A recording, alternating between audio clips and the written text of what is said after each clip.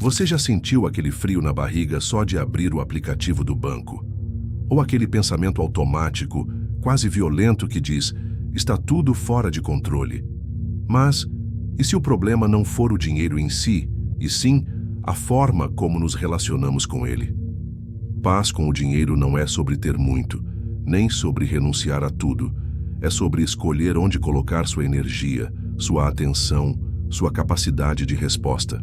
É aqui que se encontram dois mestres que aparentemente vêm de mundos distintos.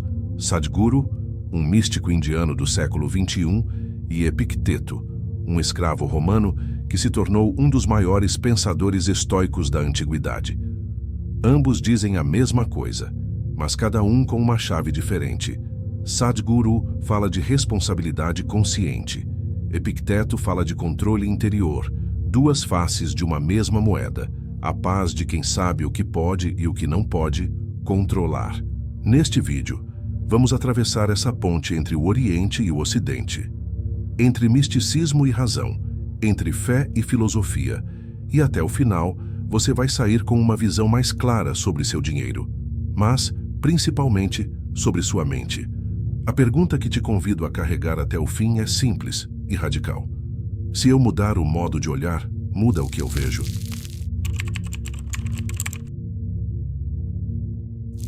De um lado, Epicteto, nascido escravizado, em Hierápolis, atual Turquia. Viveu sob dominação romana, perdeu o uso de uma perna ainda jovem e, mesmo assim, tornou-se um dos pilares do estoicismo, ao lado de Sêneca e Marco Aurélio. Seus ensinamentos não foram escritos por ele, mas por seu aluno Arriano, em duas obras fundamentais, o Encheiridion, um manual de bolso para a alma, e os Discursos, onde aprofunda temas como liberdade, escolha e sabedoria prática. Epicteto inicia seu manual assim: algumas coisas dependem de nós, outras não. Essa distinção simples tem poder suficiente para mudar a forma como vivemos e como reagimos ao dinheiro. Do outro lado, Sadhguru, um mestre espiritual contemporâneo, autor de livros como Inner Engineering e Karma, onde propõe que a liberdade começa quando assumimos responsabilidade pelo que sentimos, pensamos e fazemos, mesmo diante do caos. Ele afirma: responsabilidade não é culpa, é a habilidade de responder. Dois homens, dois tempos, mas um mesmo foco: a transformação da consciência pela lucidez das escolhas.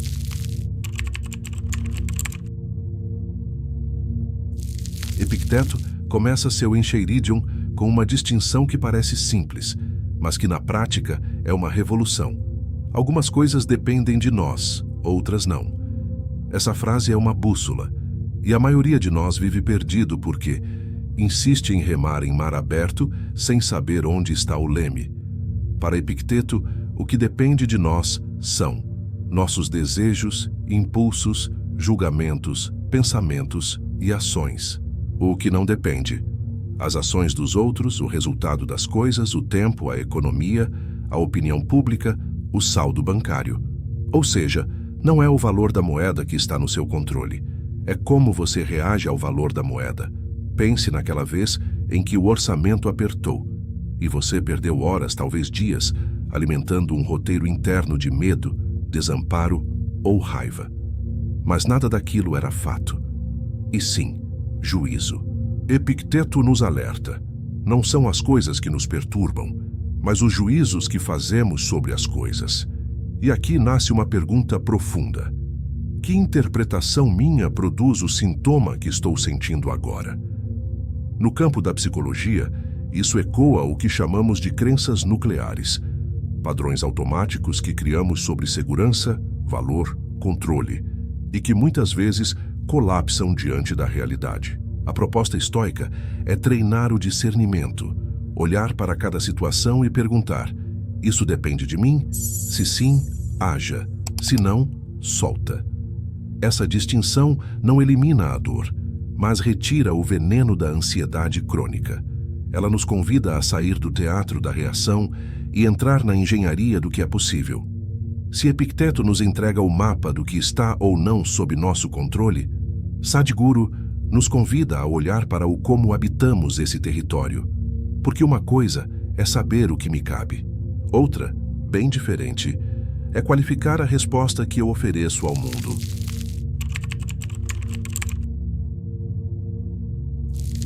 Sadhguru diz que liberdade não é fazer tudo o que se quer, mas ser consciente do que se faz, inclusive quando o mundo lá fora parece caótico.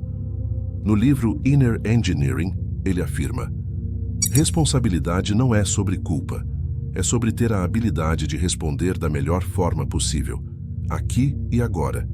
E é isso que ele chama de responsibility, a capacidade de estar presente, lúcido, disponível para agir, sem estar à mercê dos próprios impulsos. Agora pense em uma situação real. Você recebeu uma má notícia, um cliente cancelou, uma dívida inesperada apareceu, o orçamento travou. A resposta automática seria o pânico, ou a negação, ou a autossabotagem, que vem disfarçada de tanto faz. Mas Sadhguru pergunta: você tem consciência suficiente para não reagir, e sim responder com inteligência ao que está diante de você? Esse é o ponto de encontro entre sua mente e seu destino. É aqui que o karma deixa de ser uma palavra exótica e passa a ser aquilo que você constrói, gesto por gesto. No livro Karma, A Yogi's Guide to Crafting Your Destiny, ele explica: karma não é o que acontece com você. É como você age, sente, pensa e escolhe em resposta ao que acontece. É nesse espaço entre estímulo e resposta que nasce a autoria da própria vida. Não é sobre o que o mundo fez com você, mas o que você fará com isso, com clareza, com atenção, com presença. Se Epicteto nos mostra onde está o leme e Sadhguru nos ensina como segurar o remo, então talvez a pergunta mais importante agora seja: como essas duas sabedorias se encontram no mesmo barco? Agora que já vimos o mapa e a bússola, e já sentimos o peso e a precisão do remo, é hora de perceber que filosofia e espiritualidade podem sim remar juntas. Quando olhamos de perto, o estoicismo de Epicteto e o ensinamento de Sadhguru formam uma espécie de equação viva. Epicteto diz: distinguir o que depende de mim. Sadhguru completa: responder com lucidez ao que me cabe. O primeiro define o campo de jogo. O segundo, a qualidade da minha presença nesse campo. Imagine, por exemplo, um cenário real. Você é autônomo ou freelancer e está esperando o pagamento de um projeto importante. O prazo já passou. Você começa a se corroer por dentro, ensaiando mentalmente todas as formas de cobrança ou desistência.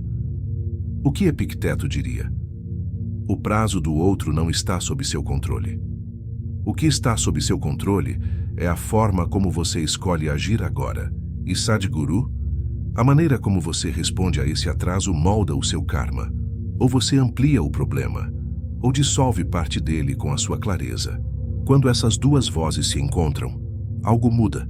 Você não se sente mais impotente nem precisa fingir indiferença. Você aprende a agir sem se afogar, porque a vida não pede que você controle a maré. Ela pede que você aprenda a remar, com atenção, com direção e com propósito. Mas nem sempre é fácil manter essa clareza. Às vezes o corpo treme, a mente corre, e antes que percebamos, já estamos acreditando em previsões catastróficas que nem sequer aconteceram. E se a ansiedade não for um aviso do futuro, mas só um eco da forma como você interpreta o agora?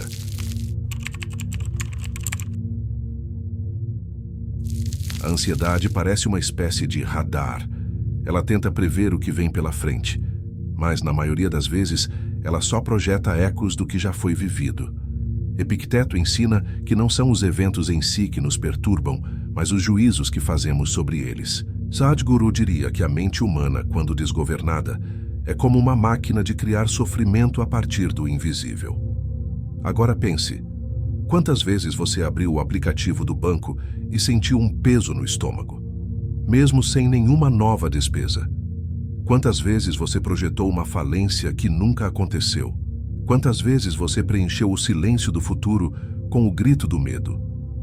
Esses não são fatos, são interpretações. No campo da psicologia, chamamos isso de viés de negatividade, a tendência natural da mente de superestimar ameaças e subestimar recursos. E a pergunta que emerge, como um farol no nevoeiro, é: o que é fato e o que é ficção na minha relação com o dinheiro? Porque a ansiedade não é um oráculo. Ela não prevê o amanhã, ela revela o padrão da mente de hoje. Treinar o olhar, como ensina Epicteto, ou cultivar presença, como propõe Sadhguru, é parar de correr atrás da segunda flecha, aquela que ferimos a nós mesmos com as histórias que inventamos sobre a dor. Mas calma. Isso não significa que você deve simplesmente cruzar os braços e deixar tudo acontecer. Existe um ponto sutil e poderoso entre o apego ansioso e o abandono inconsciente. Será que você já confundiu desapego com descaso?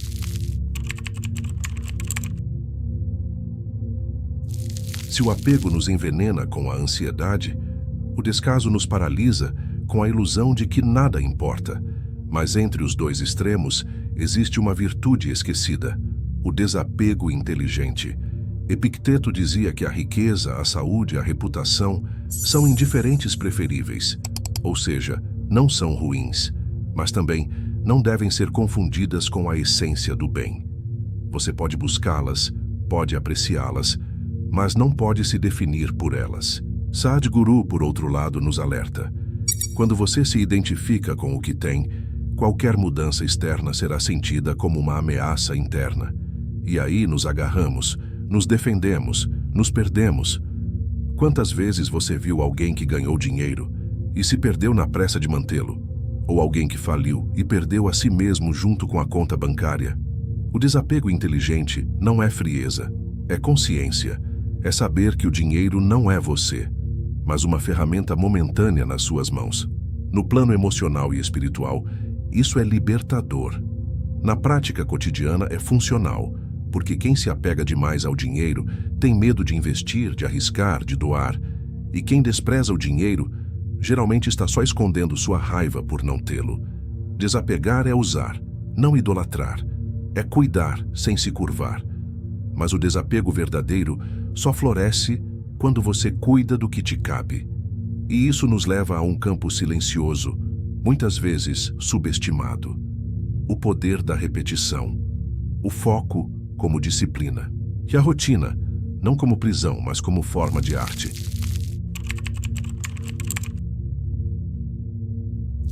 Desapegar não é desleixar, pelo contrário, é cuidar com presença do que realmente importa. E talvez nada revele mais nossa qualidade interior do que a forma como repetimos o básico, todos os dias. Epicteto nos dizia que a sabedoria precisa ser treinada como um atleta treina o corpo, com esforço, com atenção, com disciplina. Não é nos grandes discursos que se forja o filósofo, mas na repetição lúcida dos seus princípios. Sadhguru concorda, embora use outras palavras. Para ele, o que chamamos de rotina é, na verdade, um tipo de engenharia interior. Um conjunto de práticas que moldam nossa clareza mental, nossa vitalidade, nossa energia disponível para escolher bem. Agora pense comigo. Você já percebeu como sua vida financeira piora nos períodos em que sua rotina está bagunçada? Quando você dorme mal, come mal, se distrai o tempo todo, sua mente se torna um território instável. E nesse terreno, qualquer decisão vira ruído. É por isso que rotina não é castigo, é ecologia da alma. E foco não é rigidez, é uma forma de amor. Imagine a seguinte prática: uma pequena janela na sua semana, todo domingo à tarde, onde você revisa sua relação com o dinheiro sem julgamento. Só presença, sem planilhas complexas, apenas perguntas simples. O que entrou? O que saiu? O que me move? Essa repetição, feita com calma, pode se tornar uma forma de oração silenciosa. Um altar de consciência entre você e o que te sustenta. Mas é claro, toda escolha tem um custo. E o que muitos chamam de liberdade é, na verdade, medo de renunciar. E se cada centavo gasto fosse uma declaração do que realmente importa para você?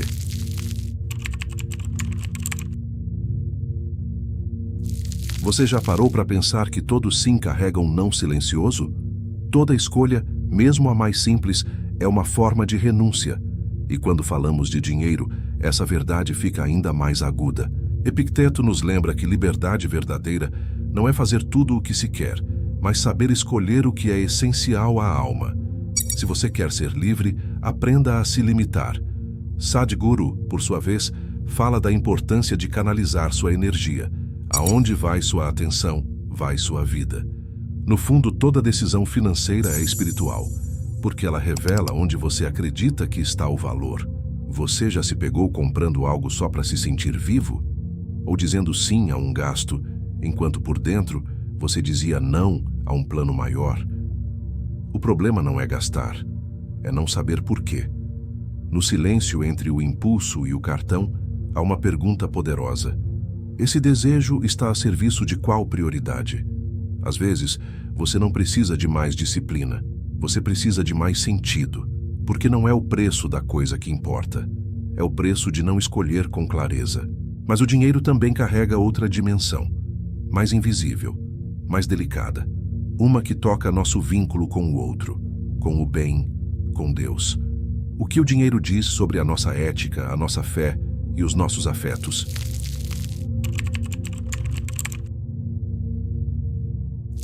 O dinheiro não é só número, ele é símbolo, é linguagem. É uma forma de nos relacionarmos com o mundo e com o invisível.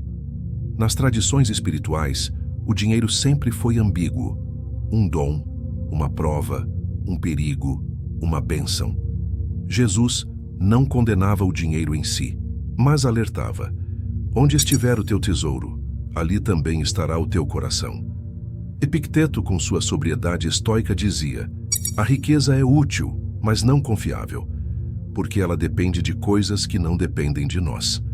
Já Sadhguru, com sua clareza penetrante, pergunta: você está usando o dinheiro ou sendo usado por ele? No fundo, essa é uma questão de vínculo, de moral, de prioridade ética. Usamos o dinheiro para o bem ou como muleta para o ego? Doamos para aparecer ou para aliviar o sofrimento de alguém?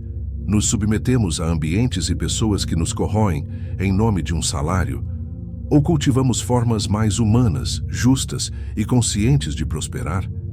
A espiritualidade autêntica não pede que você rejeite o dinheiro, mas que o consagre àquilo que expande a vida, em você e nos outros.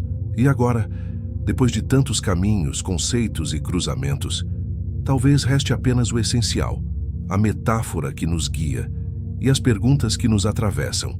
No final de tudo, o dinheiro é só o rio. O que realmente importa é como você aprende a navegar. Epicteto te deu a bússola, o que depende de você e o que não depende. Sadhguru te entregou o remo, a responsabilidade lúcida com que você responde à vida. Mas o leme, esse continua nas suas mãos. Se eu mudar o modo de olhar, muda o que eu vejo? Essa pergunta, simples mas viva, atravessa tudo o que falamos. Agora, um convite. Volte para dentro. E observe, com honestidade e sem pressa, 3 perguntas para o seu exame interior. O que hoje realmente depende de mim? E o que eu estou tentando controlar sem poder? Qual é a qualidade da resposta que estou oferecendo à vida e ao dinheiro neste exato momento? O que é fato? E o que é só história que a minha mente inventou sobre ele? As respostas não virão em um único vídeo, mas talvez com essas perguntas você mude a forma como se senta diante de cada decisão e encontre algo que o dinheiro nunca poderá comprar: paz, presença e poder interior. Se esse vídeo tocou algo em você, compartilhe com quem também está tentando fazer as pazes com o dinheiro e com a própria mente. E se quiser continuar essa jornada de consciência, te convido a se inscrever, porque toda semana a gente navega mais um pouco